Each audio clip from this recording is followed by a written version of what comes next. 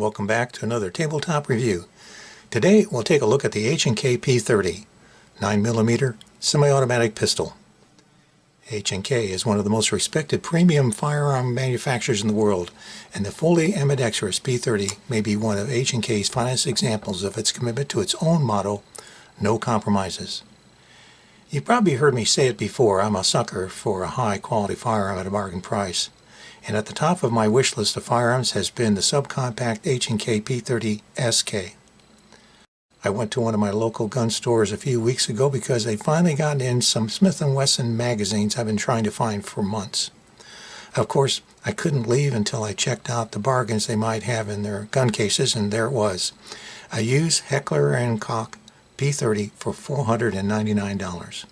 Okay, it wasn't a subcompact P30 SK, but $500 for a P30 was a good price. Since newer designs like the H&K VP9 came out, new H&K P30s have been selling lately for about $800, with sales as low as $750. That's quite a drop for the original manufacturer suggested retail price of $1,000. And the average price of used H&K P30s has also dropped to an average of about $720. I know that's almost the same as a new one today. That's just the way it is often with premium firearms. So at $500, this could be a real bargain depending on its condition. The gun looked clean, had its original case and all the original paperwork, had the extra magazine and all the grip modification elements, and they were willing to knock off $20 to sell it to me at $480. How could I refuse? Now let's make sure this gun is cleared first. By the way, if you enjoyed this review, be sure to like, share, and subscribe. H&K is a German arms manufacturer with a well-earned reputation for producing technologically advanced, high-quality, durable, and safe firearms. H&K has been a leading designer and manufacturer of small arms and light weapons for law enforcement and military forces worldwide for more than half a century. Designed for the sporting and commercial markets, the H&K P30 was a modernization of the H&K USP series and grew out of the earlier H&K P2000 series of semi-automatic pistols released in 2001. As the line of pistols was improved, the P3000 was developed, which included the addition of a Picatinny rail under the muzzle for tactical accessories and a spur hammer exposed to the rear of the slide. Eventually, as further modernized features were added, a 15-round 9mm H&K P30 was born and released to the public in 2006, with a 13-round 40 Smith & Wesson version soon to follow. Since the release of the P30 and its many variants, they've become nearly as common and relied upon in Europe as Glocks or any American-made counterparts. As a result, the P30 has seen extensive field use, validating its excellent function and reliability.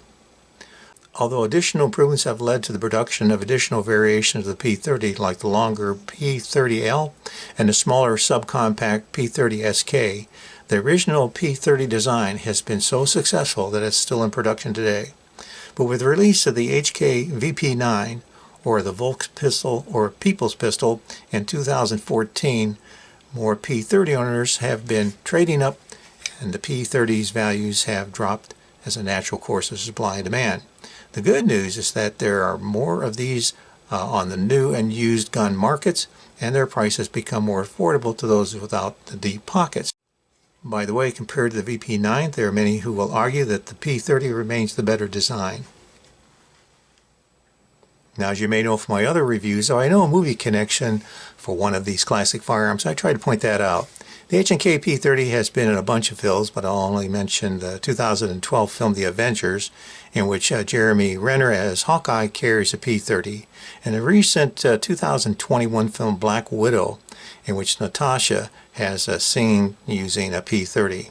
While I don't usually note TV series, I've got to mention the 2007 to the 2013 series Burn Notice, one of my favorites, in which Michael Wesson, played by Jeffrey Donovan, carries an H&K P30 in a number of episodes.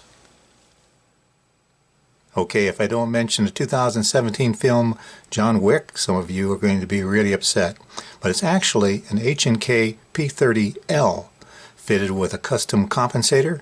That's John Wick's primary firearm throughout the film. As for specifications, the P30 is available in either 9mm or 40 Smith & Wesson. The action is classic linkless Browning tilting barrel. Barrel length is 3.85 inches with a cold hammer forged polygonal bore, a technology perfected by H&K in the 1960s.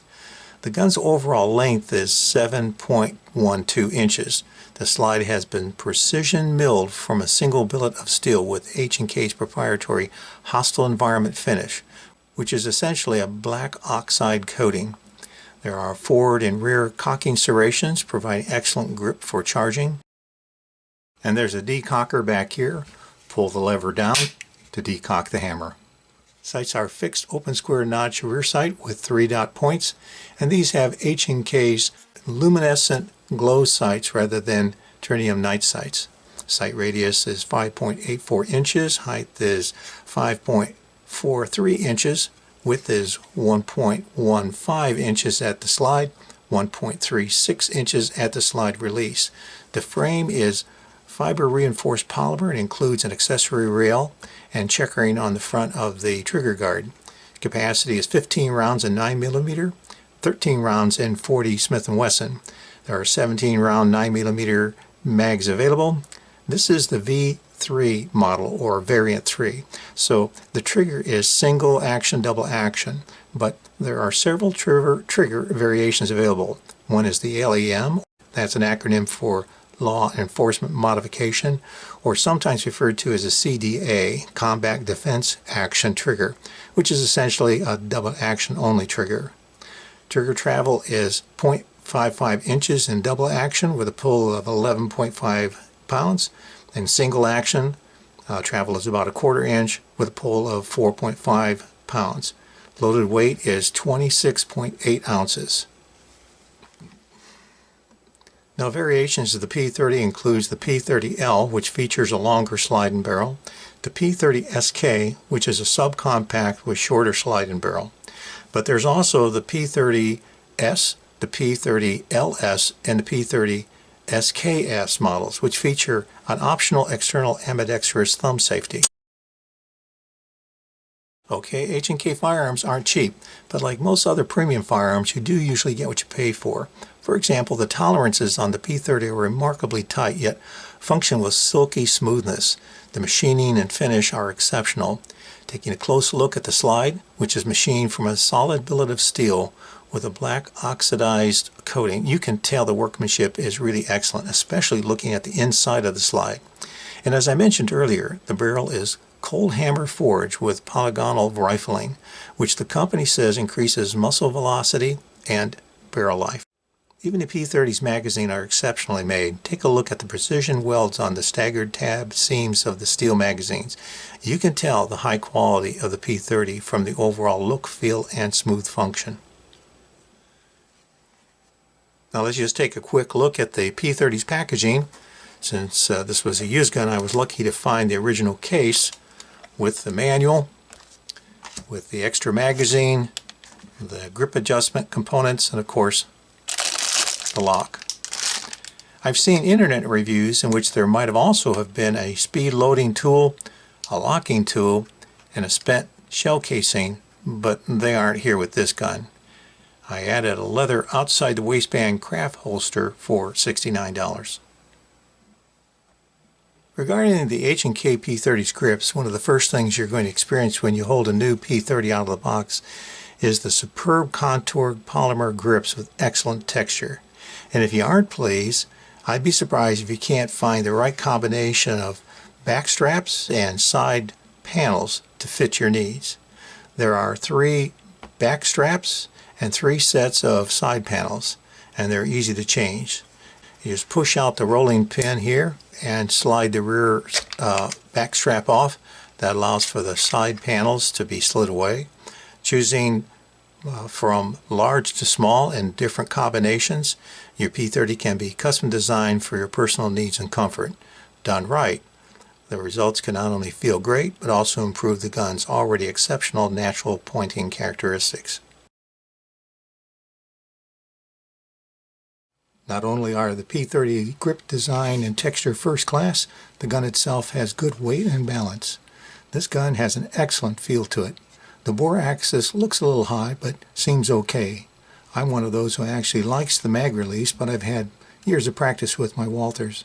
I can easily drop the HK P30's magazine using my thumb, or even better, using my trigger finger. Magazines are high quality construction, easy to load, 15 rounds without need for my Uplula loader. Amazing. The mags are flush mount, no fumbling with mag well. Very nice. I like the serrations, front and back of the slide. Easier to rack if the hammer's already back, but still very light and smooth. Trigger pull and double action has the feel that's typical of double action, single action guns like the Beretta 92FS. There's a short little take up and then heavy to the rolling brake. Now once in single action mode, the trigger take up, while less, it still seems long, but it's lighter at the brake. Reset is longer than I'd like, and take up is a little too spongy for my liking. I prefer more reset definition.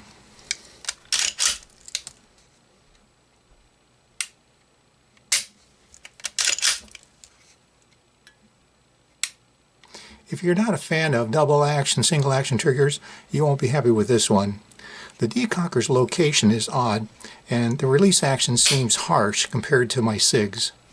The slide release is excellent, easy to work, light and smooth. And with my old eyes, the 3-dot sights are a good size for me. I've heard people make light of the H&K's modular grip system for the P30. Some have even called it a sales gimmick, but I found them to be more than just a sales tactic. I own a lot of handguns, and I've shot even more, but once I tried out various combinations of the P30 grips, of which there are 27, I was able to achieve the best fit I've ever held. Really, with a fully loaded magazine, this P30 has nearly perfect balance and points instinctively like an extension of my arm.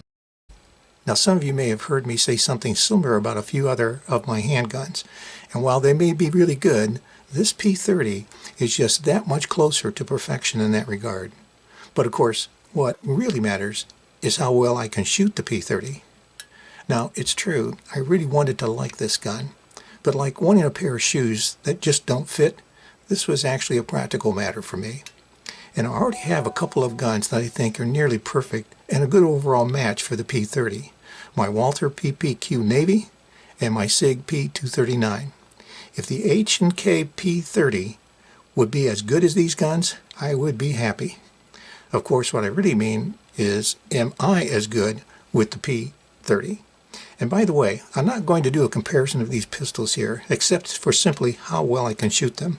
To be honest, I'm a tad better with the PPQ, but since the PPQ is a striker fired, and the SIG P239, although mine is a 40 caliber, is a single action, double action hammer fired, I'm going to make the SIG P239 the benchmark, to be fair.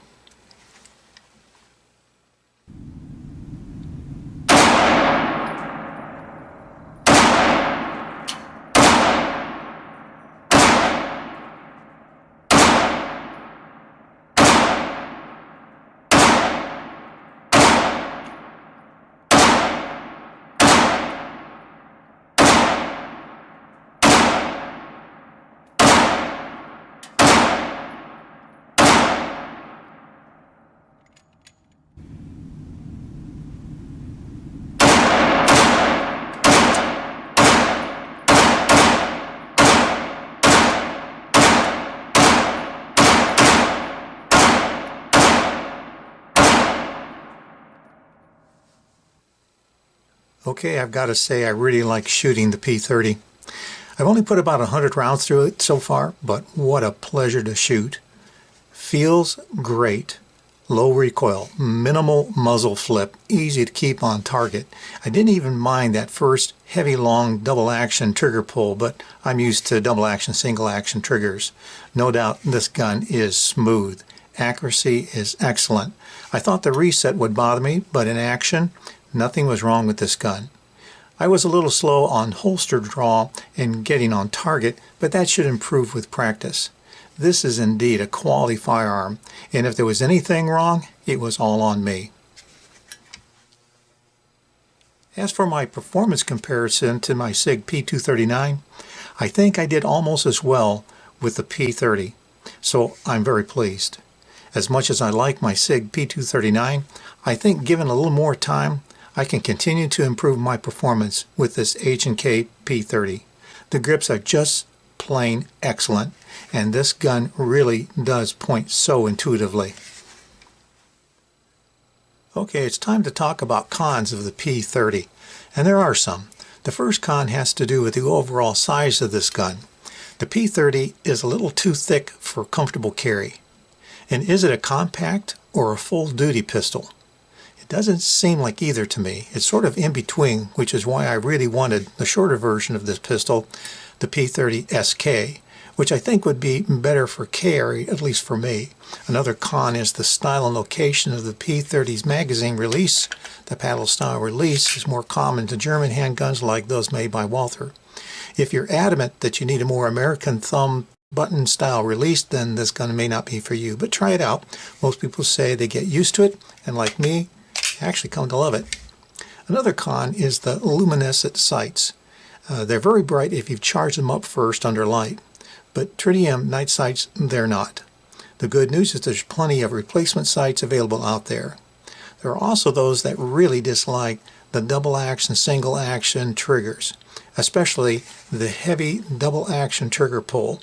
Once you're past that first shot in double action, of course the shorter single action trigger kicks in. And some don't like the position of the P30's decocker, and it's a little stiff.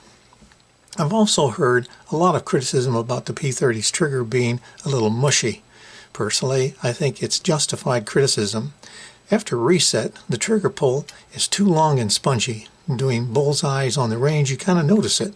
Compared to my other double action, single action guns like my Beretta 92 or the SIG P239, the P30's trigger is just not as good.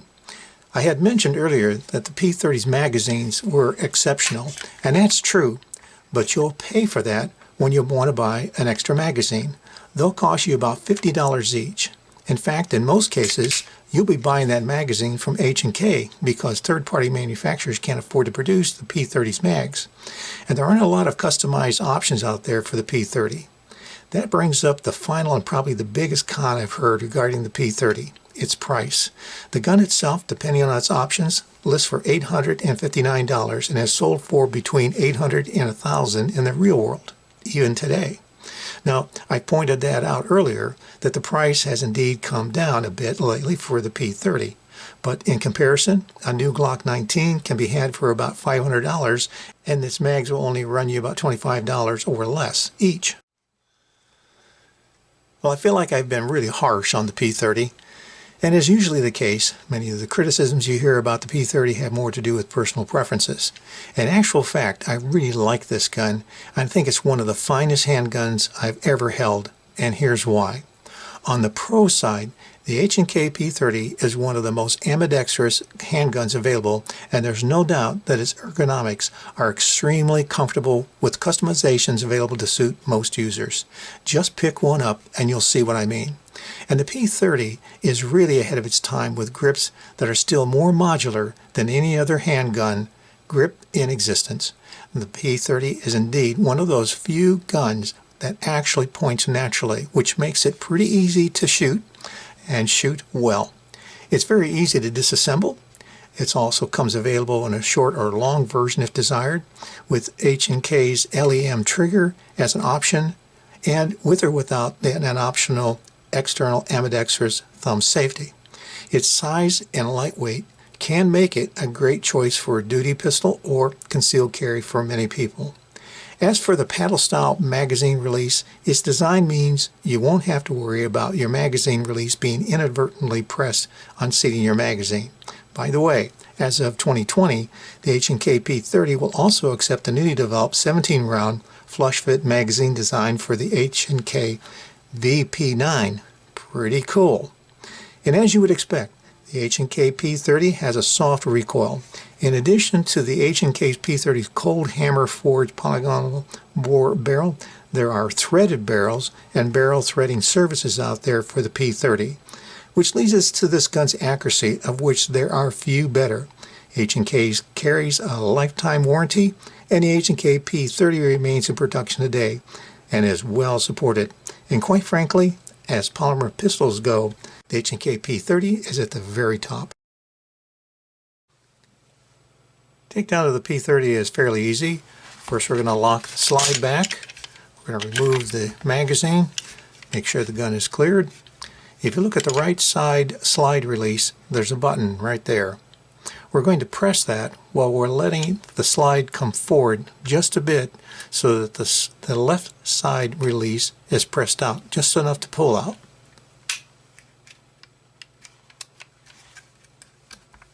That's all we need to do. We can pull the slide off. We can remove the spring and the rod, and we can remove the barrel. And that's it. Reassembly is the opposite. I'm going to return the barrel, the spring and the rod, and the slide then can be returned to the frame. Bring the slide back far enough that the release can be pushed back in.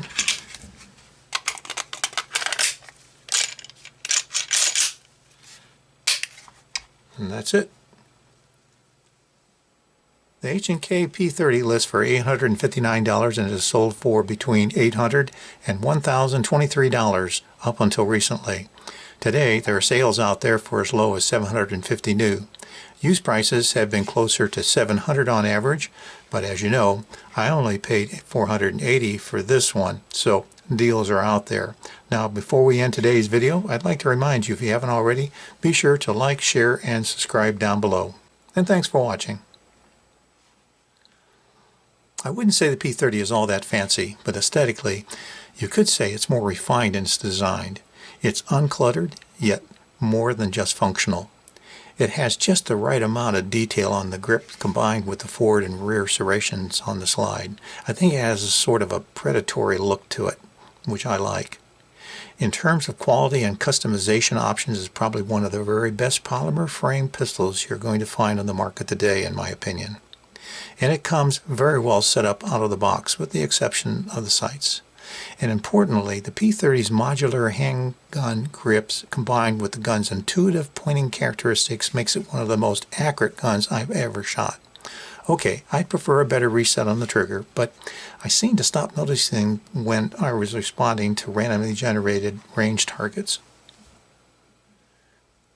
Well, to wrap up, I'd say it's hard to find an equivalent to the H&K P30.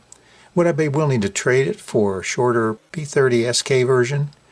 Yep, I probably would, but after a few months of ownership and a few hundred rounds, to be honest, I can't really say much bad about the P30. I found it to be very accurate, very reliable, very comfortable, and very easy to shoot. Now, I know not everyone is an H&K fan, and certainly the P30 has its critics, but this pistol points intuitively, and although I find this gun a little large and thick for carry, the finish is smooth all over for snagless carry. But for right now, for me, my P30 is mostly a range gun that I'm getting better with every time I hit the range. The H&K P30 is reliable, handles flawlessly, ergonomically the P30 is light, feels great in my hand, and is a pleasure to shoot. And I'll freely admit that the function and accuracy of the P30 certainly exceeds my capabilities, which I don't think is necessarily a bad thing. Any weapon you carry is better than the one you left at home. Thanks for watching. Hope you'll be back for my next tabletop review. Until next time, stay safe.